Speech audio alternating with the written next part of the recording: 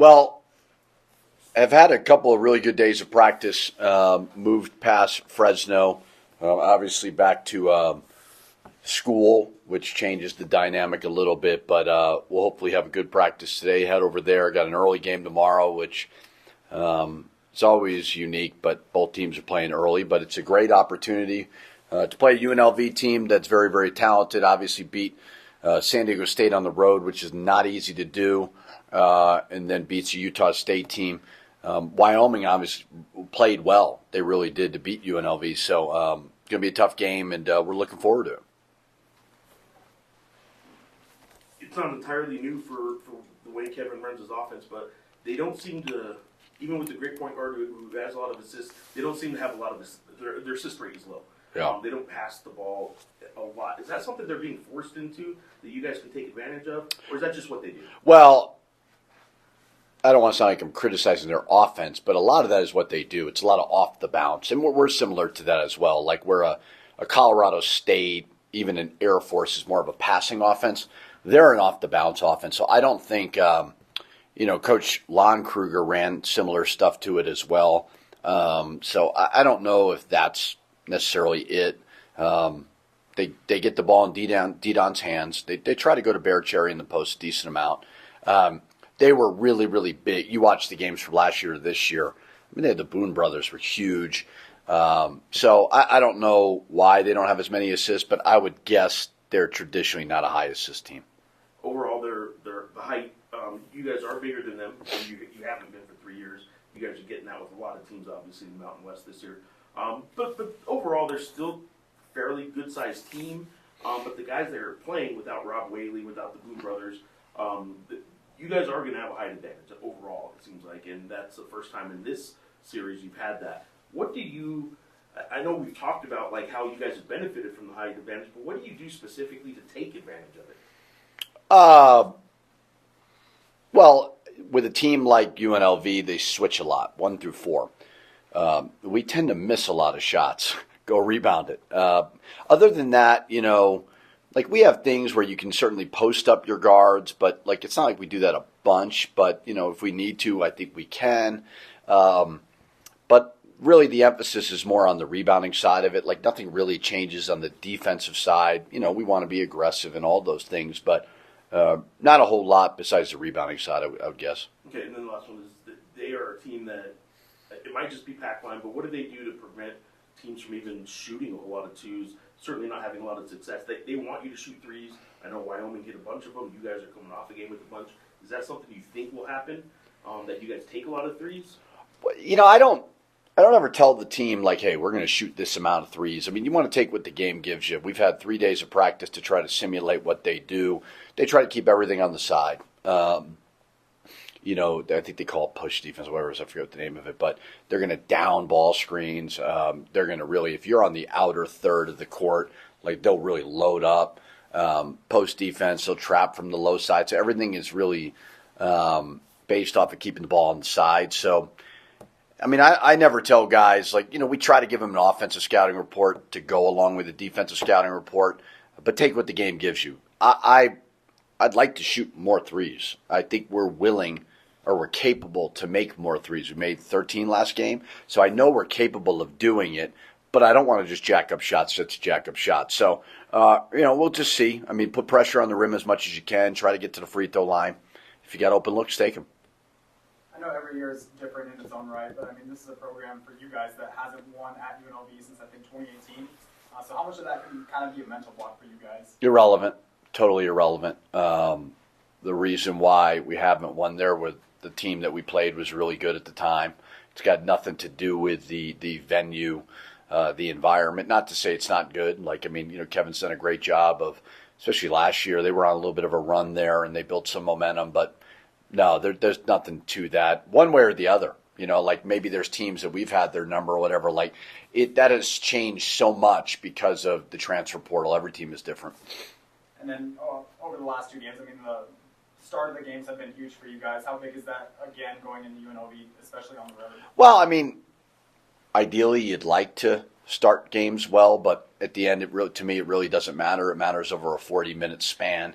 You try to get guys to just ignore the scoreboard as hard as that can be, and just play the right way for 40 minutes. So, yeah, ideally we'd love to start out 14-0. I don't think that's probably going to happen.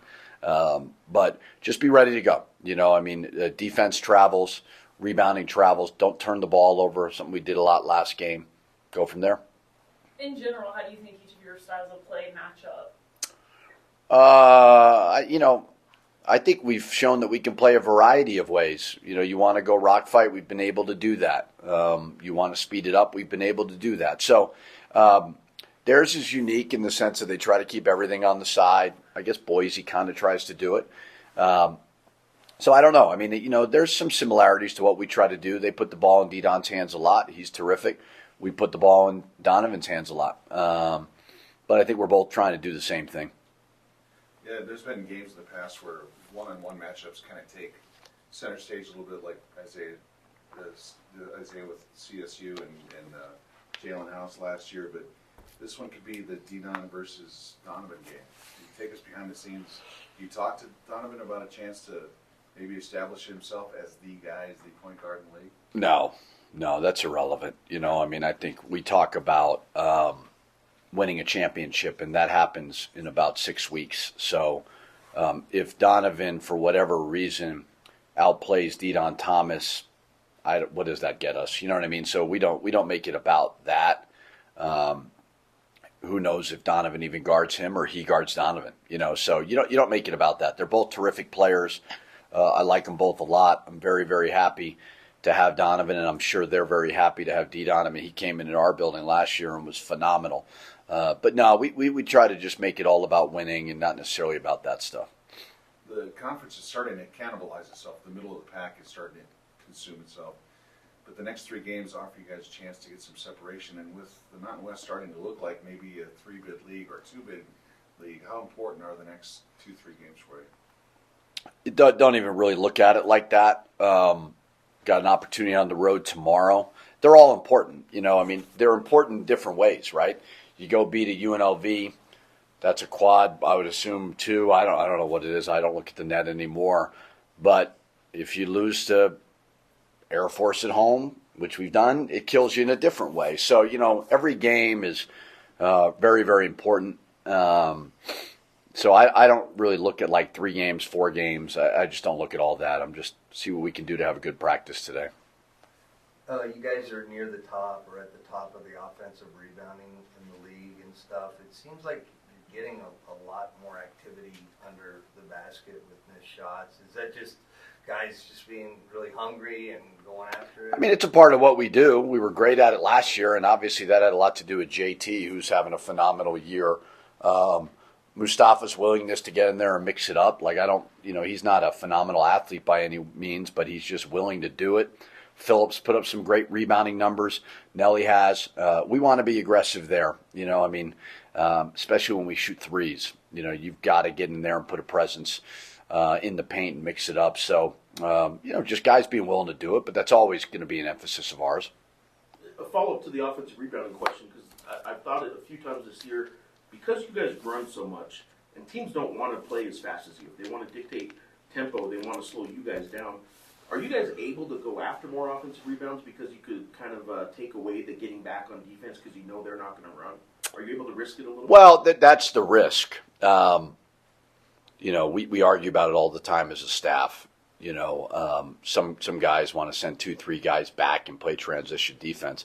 I'm kind of like, screw it. If they break 2 or 3 times a game, like, what's the big deal? Like you watch UConn, the 2 teams. I talked to Kamani, who's a good friend of mine, who's on their staff, and they don't really get back much. So there's that NBA term of limbo rate, where you're just trying not to let guys get behind you. So there is a balance, but I want to be aggressive going after it. But teams have run on us. I thought San Jose burnt us a couple times of us not getting back. So I guess it depends on the team. I think everybody wants to fast break. It's more on what they do on a make versus a miss. And then I know I mentioned you some of the plus-minus numbers and value, and I was kind of talking to you about how you assess who's playing well for you, right? It's not just about scoring or rebounding.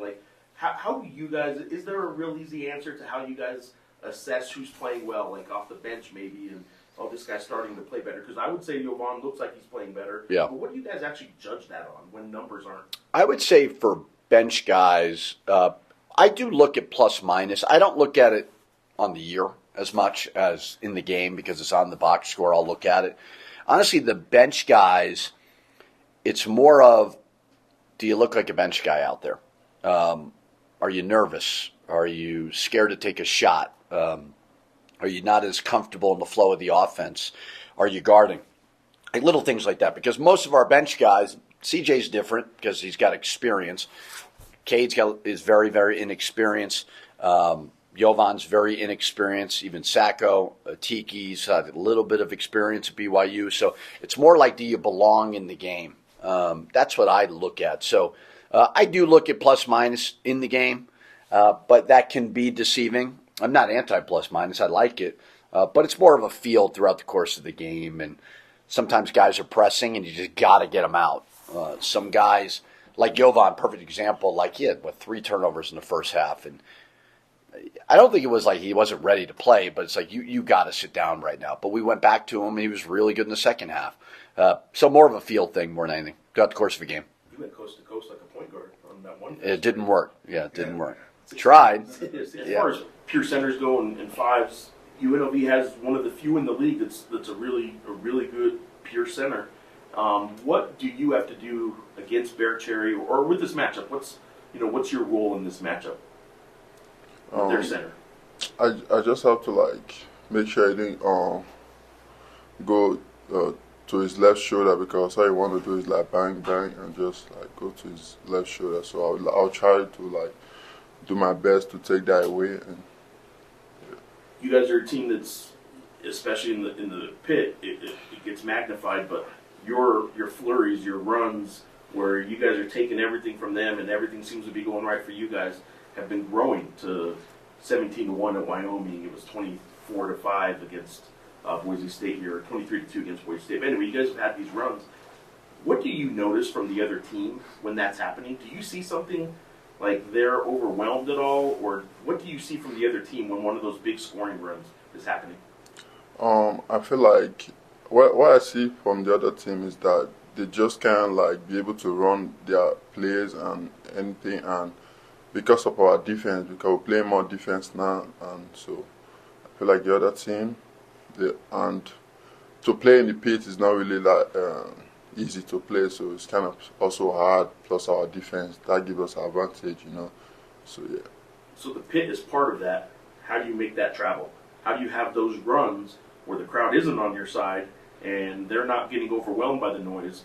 You guys still need to have those runs. How does that happen? I feel like we just have to play with effort and play together and try to get the win. Nelly, there's challenging road trips in the Mountain West. You go to Laramie, you go to Air Force, but Las Vegas is different. There's distractions, there's bright lights, there's a lot of things to do. Take us behind the scenes. What's it like for the team to avoid those distractions, to avoid getting caught up in all that? Oh yeah, we have curfew by 10. Everybody to be in their room, and yeah, that'll take out the distraction. We have curfews and stuff. So there's no temptation to try to sneak out and do anything like that? No. We focus. It's just between us. Tell us, right?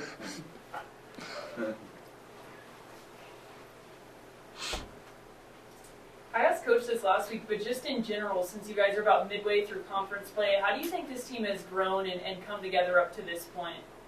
I feel like our team, we've grown in the aspect of playing together and the aspect of playing defense. I feel like we grow a lot, trying to win in Matthew West. So, yeah.